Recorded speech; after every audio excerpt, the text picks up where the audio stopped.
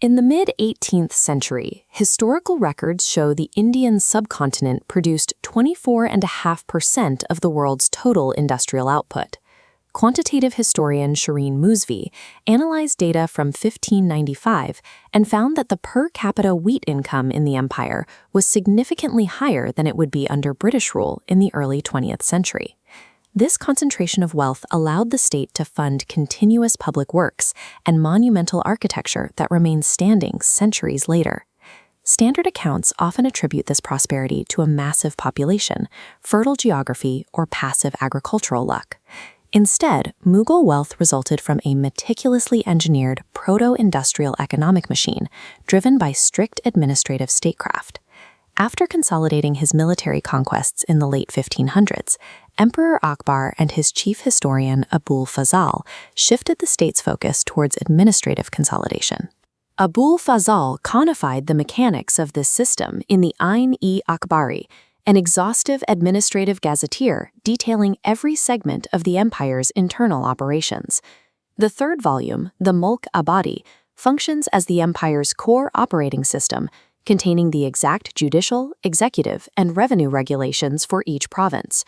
This visualization shows how modern economic historians translate the land surveys, tribal divisions, and rent rolls within the text directly into modern GDP models. The Ain-e-Akbari reveals that the Mughals viewed their territory as a macroeconomic database to be optimized and taxed. Every pre-industrial empire faces the same challenge: how to extract agricultural surplus from a massive, decentralized rural peasantry. Finance Minister Raja Todermal engineered a revolutionary solution, the Zabt system. This model replaced older, arbitrary tribute systems with a rigid framework of standardized physical land measurements. This grid illustrates the Zabt system's core algorithm, calculating taxes based on a 10-year rolling average of crop yields.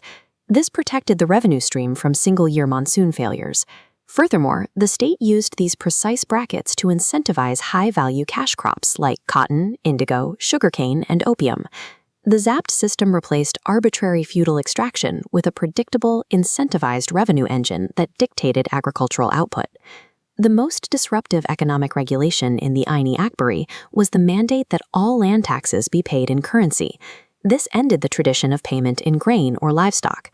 The empire achieved this through a standardized silver currency, the rupiah. Higher value transactions utilized the high-purity gold mohur. Mughal coinage was exceptionally stable, rarely dropping below 96% purity.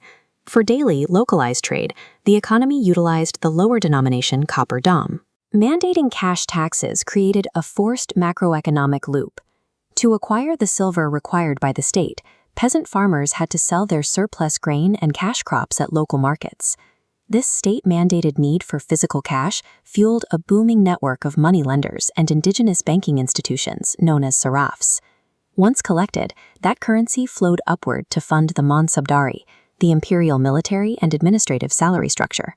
This cash requirement forcibly integrated millions of isolated subsistence farmers into a unified, commercialized economic zone. This internal commercialization pushed the empire's focus outward, away from rural villages and towards its coastal ports. Coastal regions like Gujarat and Bengal emerged as primary export hubs, where massive industrial surplus met international demand. Foreign merchants were desperate for specific Indian commodities, particularly spices and finely woven cotton and silk textiles. Because Mughal India was highly self-sufficient, it possessed almost zero demand for European manufactured goods. This created a structural trade imbalance. European powers were forced to pay for Indian goods almost exclusively with raw silver and gold imported from the Americas. Imperial mints immediately absorbed this influx of foreign bullion to create more rupiahs, expanding the domestic money supply without relying on domestic silver mines. The Mughal economy functioned as a global bullion sink, leveraging proto-industrial exports to siphon wealth directly from European colonial conquests. But we must look at who actually captured this immense influx of wealth. Capital concentrated almost entirely at the top, enriching the emperor, the administrative elite, and the regional landlords known as zamindars. The Zabt system carried a heavy tax burden that kept rural peasants near subsistence, often trapped in debt cycles to pay their state obligations.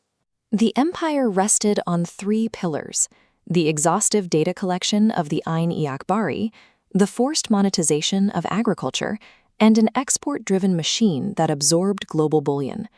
The Mughal Empire dominated early modern history through the ruthless, engineered efficiency of its economic administration.